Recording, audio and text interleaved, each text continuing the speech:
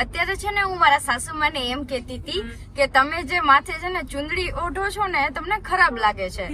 મારા પપ્પા હયાત હતા ત્યારના જાવું જાવું કરતા હતા. મારા કાકા હયાત હતા ત્યારનું સપનું હતું, આજે જાય છે એમ મહાદેવ. હવે જે ભગવાન કરે ઘરમાં તમને લઈ જાય છે. ગાડી લીધી છે નવી. Good morning guys, Har Har Mahadev. કેમ છો બધા? મજા ને મજા છે. આપનું હાર્દિક સ્વાગત છે મારા નવા વિડીયો, નવા બ્લોગની અંદર. તો આજે છે હોળી, નહીં ધૂળેટી હે ને? હા, તો હેપી ધૂળેટી બધાને. રંગ રમજો. હોલી નહીં, ધૂળેટી. હેપી હોલી. હેપી હોલી.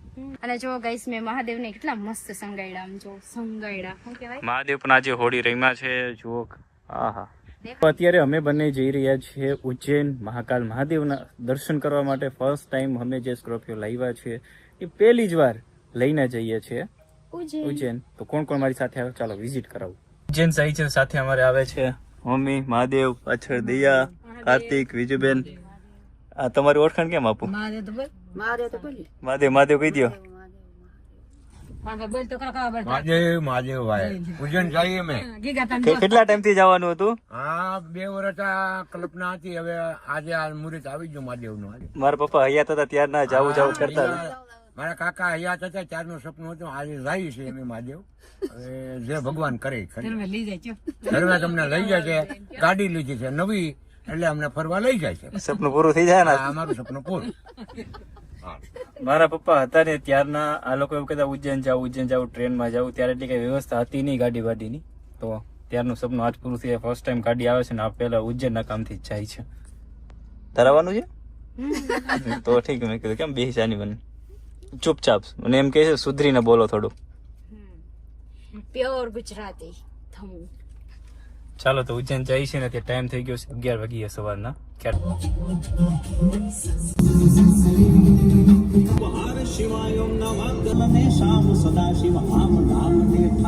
ભાવનગર પહોંચવામાં છીએ અને ડ્રાઈવર હવે ચેન્જ થાય છે, એટલે કે હું ચલાવું છું. આજે ફર્સ્ટ ટાઈમ ચલાવું છું. બાકી લીધી હતી ત્યારે મેં ગાડી ઉતારી હતી. હાલો બેસો. બધાને તારવા ઉપર ચડી ગયેલા છે. પૂછી લીધું. પલક ચલાવે છે તો કોઈને ઉતરી જાજો. કોને ઉતરવું છે? કોઈ નથી ઉતરવું. લાવા જો તારું ધણી નું થાય. હાલો ડન ડન ડન. પેલી વાર અંકર એક નામ તો લે. મહાદેવ હર.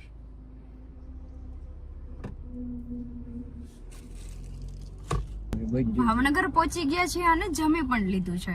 અને અત્યારે અમે લોકો જઈ રહ્યા છીએ કાળીને મળવા માટે. હવે કાળી હવે હશે કે કોણ કાળી પડી તો કે? આપણું ડોગ, અમારું જે કાળી બેન જે ડોગ હતી ને એને મળવા જાય છે. બબલુ એ બધાને હશે કે નહીં ખબર નહીં. ત્યાં તો તડકાના બહુ બધો તડકો છે એટલે ક્યાંક સૂતા હશે. જોઈએ મળે તો. એટલામાં ક્યાંક હશે, અહીંયા ક્યાંક. કોઈ નથી દેખાતું. બધી સિરીમાં જોઈ લીધું પણ અમારું જે કાળી બેન છે એ ડોગ ક્યાંય નથી દેખાતું. તો હવે ચલો જ્યાં જઈ રહ્યા છીએ ત્યાં કન્ટિન્યુ કરીએ જવા માટે. મહાદેવને પુલ ચડાવ્યું કેવું મસ્ત લાગે. ભાવનગર બાયપાસ તો નીકળી ગયા પણ પલક ની આંખો ખેંચાય. ઉંમર થઈ ગઈ છે. ચશ્મા નથી ને, ચશ્મા ધારમાં ભૂલાઈ ગયા છે. એમાં એવું છે કે પેલાડિયમ માંથી લેવાના હતા 30,000 વાળા, પણ ભેગું ન થયું જવાનું. 2 ના લેવાના હતા. અત્યારે સેલમાં છે તો 17,000 માં જ ખાલી પડે છે. સાચું કહું છું, ખોટું નથી કહેતી ગાઈસ. જવાનું હતું જયારે ગાડી લેવા ગયા ત્યારે જવાનું હતું લેવા માટે. ઠંડા હા, એટલે ઠંડા ગરમ કેમેરો આવી જાય એમાં. જૂના થઈ ગરમ થઈ ગયા. ગઈસ તો અમે અરણ્ય જ આવ્યા હતા બુદ્ધ ભવાની માના દર્શન કરવા માટે. મમ્મી ને એ બધા અહીંયા કુળદેવી માતાજીના મંદિર. પપ્પા જયારે હતા ત્યારે એ લોકો 2 વ્હીલ લઈને આવતા. તમે 2 વ્હીલ લઈને આવતા ને? આવતા દર વર્ષે આવતા. 4 વ્હીલ માં આવ્યા. આ ઘણા વર્ષ થઈ ગયા ત્યારે. પછી બાજુમાં લાગ્યું ને આમ? હા, બાજુમાં છે. આમ જો તો પપ્પાના ફ્રેન્ડ થાય છે અને અત્યારે જઈએ છીએ હવે ઉજ્જૈન. ઉજ્જૈન હવે રહ્યું છે 300 કિલોમીટર અને મને લાગી છે ભૂખ અને આવે છે ઊંઘ. તો વેફર ખાવશું ઊંઘ ઉડાડવા માટે. કોઈ જાતનું વ્યસન નથી એટલા માટે. તો વિચારું છું કે હું થાકી આ દારૂ છે એના કરતા એ વધારે દારૂ પીવું. ફાકી કરતા દારૂ વધારે સારો પડે. એવું પણ એકચ્યુઅલીમાં એ હું તમને નહીં પીવા દઉં. તો પીવાય નહીં, આપણે ગુજરાતમાં અલાવ નથી. એટલે ગુજરાત બહાર જઈને પીવાનું. પાલન કરવું જોઈએ.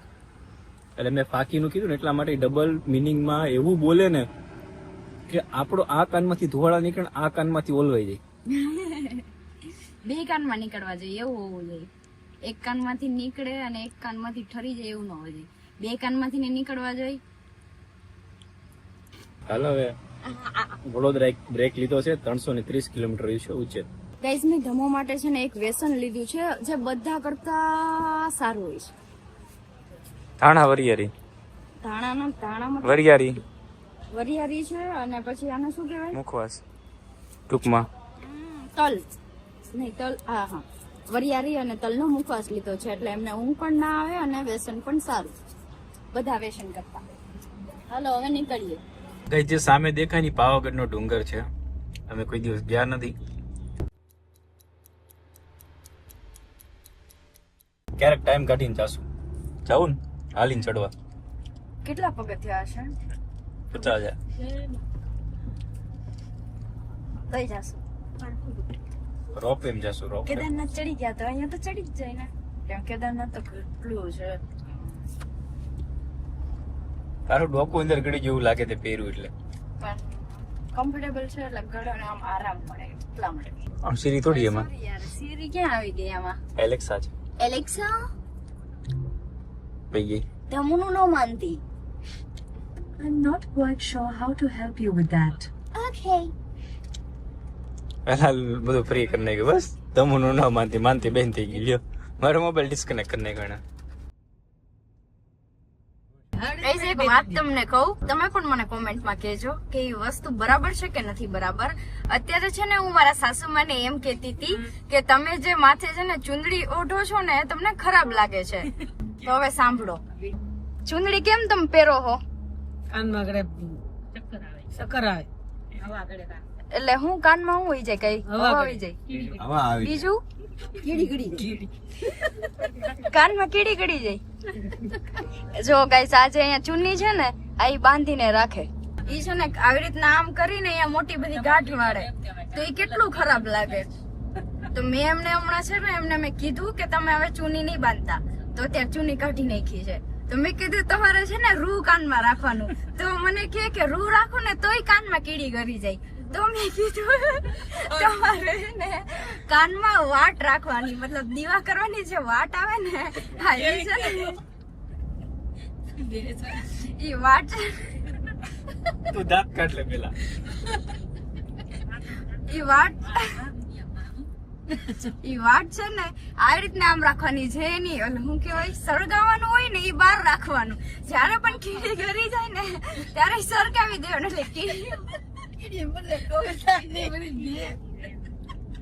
એટલે કીડી મરી જાય અને કાન ફ્રેશ થઈ જાય. તો હવે એમ કરશો કે દિવાળી ન રખાય. નહીં ઓલો ફટાકડાનો ઓલો ટેટો ન આવતો. એક કામ કરી તો ફટાકડો રાખ દેવાનો કાનમાં. ઈ તો આ વાતમાં દમ નથી હે ને. હવેથી છે ને તમારે રૂ હમણાં તમને 1.5 કિલો કે 500 કિલો તમને હમણાં રૂ લઈ દઉં પછી તમે કાનમાં રૂ રાખજો. હવે આ ચુંદડી ન હોવી જોઈએ. વિડીયો તમને મેં કીધું કોક એમ કે હાહુ મને દબાવે છે કે શું કરે છે કઈ સમજાતું નથી કે હારું કહે છે.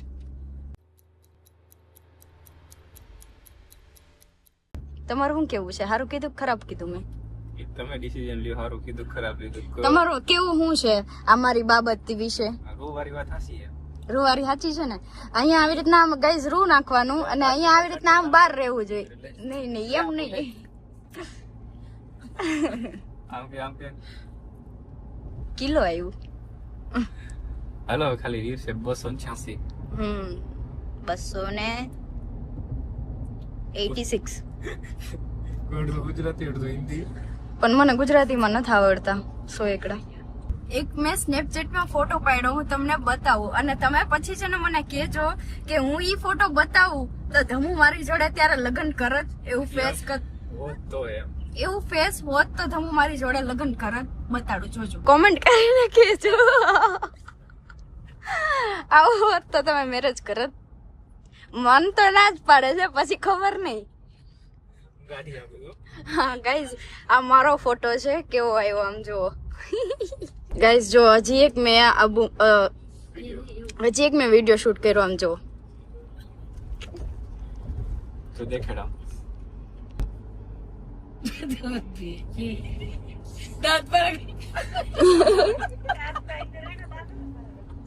એને કહી દેવા કહી દે કોઈ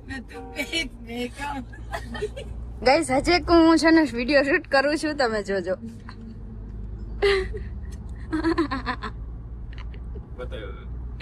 તમે આમ જોવો તો ગાઈઝ આ વિડીયો આમ જો.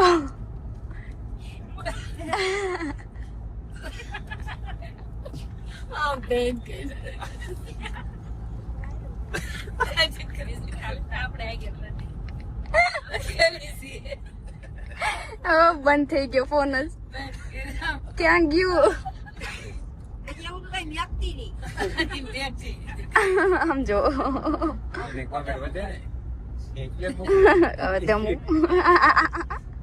ધમુ કેટલા ક્યુટ લાગે છે આમાં, જોજો.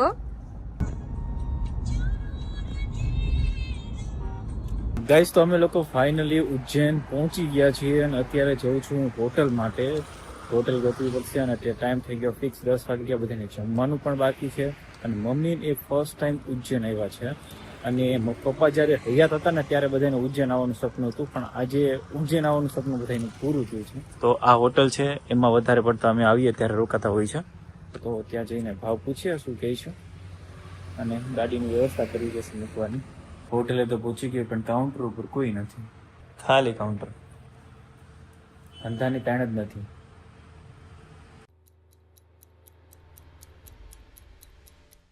ફાઇનલી ગાઈઝ હોટલ રાખી લીધું. Good morning. તો બધા આધાર કાર્ડ લેવા ને, બધાને માથે લોન લઈ લેવી 3 લાખ રૂપિયા આધાર કાર્ડ ઉપર. હે લઈ લે લોન જેટલી મળે.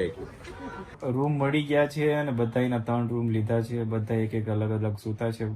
મમ્મી અને બધા જે આવ્યા હતા એ લોકો શું લાવ્યા છે તૈયાર નાખ મેથીના થેપલા છે. ગુજરાતમાં બનાવીને ઉજ્જૈનમાં ખાશે અત્યારે. ત્યાંથી ઘરેથી બનાવીને આવ્યા હતા ને અહીંયા મેં દહીં મંગાવ્યું, દહીં ને બધું એ લોકો ખાઈએ. અને પલકનું થોડું તબિયત ખરાબ થઈ છે, પેટમાં દુખાવો ચાલુ થયો છે. ગાઈઝ અમે જમવાનું છે ને આ મંગાવ્યું હતું પલક માટે ડીશ, અને આ ડીશ એટલી સસ્તી પડી ને ગાઈઝ. મેં પલકને 500 રૂપિયા કીધા તો એને ખાવાનું સારું લાગ્યું, અને 200 રૂપિયા કીધા તો કે નહીં, સરસ આવ્યું છે જમવાનું, સારું છે. 200 રૂપિયાની ડીશ છે, મજા આવે એવું છે ખાવાનું. રોટલી એ લાકડા જેવી થાર બાંધી હતી ને એક જે સ્કોર્પિયો બાંધ્યો તો સામે ખેંચે તો રોટલી ના તૂટે. સારું ગાલો સારું ચાલો ગાઈઝ મળીએ નેક્સ્ટ મિની બ્લોગમાં. Bye bye. મારા હરે માથે બાય બાય. જાણી જો મિની બ્લોગ બોલો છું. Bye bye.